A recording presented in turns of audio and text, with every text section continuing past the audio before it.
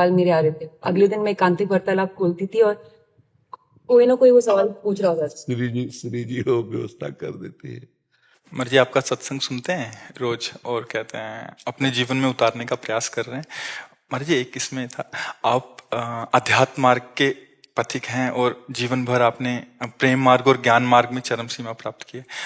आप एक संसारिक जगत में अपनी मेहनत से या अपने कर्मानुसार उच्चतम वो प्राप्त किया। अब इसमें सबसे बड़ी बात देखो, हम साधना करके लोगों को प्रसन्नता दे रहे हैं, प्रसन्नता ही तो दे रहे हैं, और ये पूरे भारत को प्रसन्नता एक खेल में देते हैं। अगर ये विजयी हुए तो हमारे पूरे भारत में पटाखे छुटाए जाते हैं, पूरे भारत में आनंद मनाया जाता है। क्या इनकी साधना नहीं है? ये भी तो इनकी साधना है। यदि उसे भगवत प्रीत्यर्थ कर देते हैं तो इनके साथ पूरा भारत जुड़ा हुआ है। अगर ये विजय को प्राप्त होते हैं तो अब बच्चा बच्चा भारत का आनंदित हो जाता है। तो इनकी साधना है, ये अपने अभ्यास में रहें और इनका यही भजन है कि अपने अभ्यास को पुष्ट करें। भले वो खेल है लेकिन पूरे भारत को आनंद प्राप्त होता है इनके विजयी होने पर। अगर हम कहीं किसी कारणवश, तो हमें अभ्यास की पुष्टता पर ध्यान देना चाहिए। हमारे अभ्यास में कमी नहीं होनी चाहिए और बीच बीच में नाम स्मरण कर लेना चाहिए। तो इनके लिए यही साधना है। अपने अपने लक्ष्य को अगर हम दृढ़ता से निभाएं तो हम अपनी जगह उन्नति को प्राप्त होंगे और ये अपनी जगह उन्नति को प्राप्त होंगे और दोनों एक ही जगह पहुंचेंगे, क्योंकि ये परमात्मा के इस विश्व में इस भाव से रह रहे हैं, हम इस भाव से रह रहे हैं। तो सेवा वो भी है और सेवा ये भी है। ऐसा नहीं कि केवल परमात्मा की चंवर डुलाना ही सेवा होती है, अलग अलग सेवाएं होती है। तो इनको भगवान ने खेल सेवा दी है।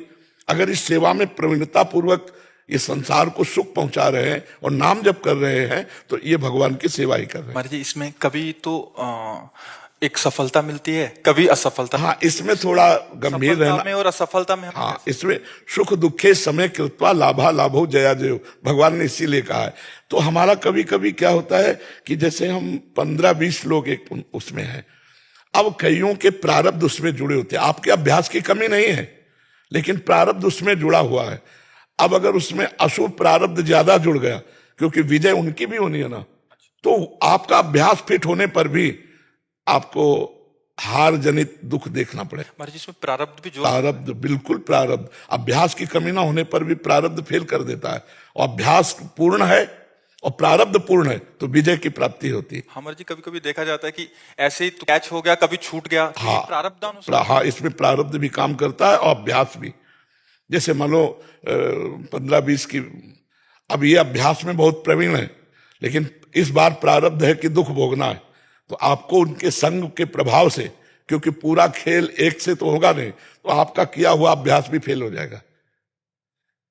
अभ्यास ही केवल नहीं है, उसमें प्रारब्ध भी है। असफलता में हमें कैसे रहना है? हमको उस समय भगवान का चिंतन करते हुए धैर्य रखना पड़ेगा। है बड़ा कठिन, है बड़ा कठिन, क्योंकि असफलता में कोई धैर्य पूर्वक मुस्कुरा के निकल जाए, ये बहुत बड़ी बात होती। अब मतलब असफलता में भी जहां से असफलता प्राप्त हुई है उसको गले लगाकर मुस्कुरा करके और चल देना।